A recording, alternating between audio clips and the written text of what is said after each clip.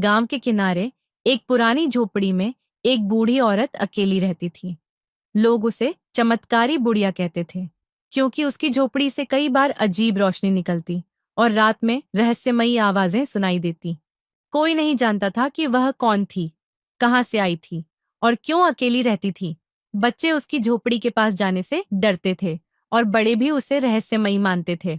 बुढ़िया के सामने एक पुराना सोने का सिक्का रखा था और वह कुछ बुदबुदा रही थी।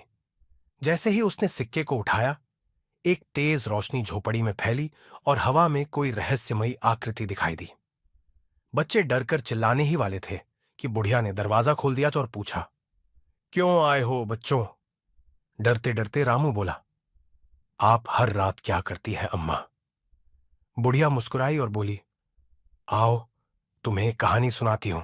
बुढ़िया ने बताया कि वह पहले एक धनी व्यापारी की बेटी थी, लेकिन एक विश्वासघाती रिश्तेदार ने उसके पूरे परिवार को मार दिया और धन हड़प लिया। केवल एक चीज बची थी, वह सोने का सिक्का, जो उसके पिता की आखिरी निशानी थी।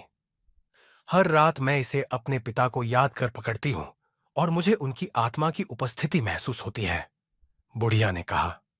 बच्चों को एहसास हुआ कि बुढ़िया कोई जादूगरनी नहीं, बल्कि एक दुखद अतीत की गवाह थी।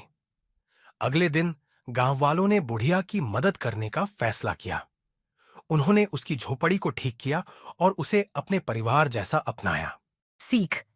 कई बार जो दिखता है वह सच नहीं होता। हर कहानी के पीछे एक गहरा रहस्य छुपा होता है, जिसे जानने से पहले हमें जल्दबाजी में कोई राय नहीं बनानी चाहिए।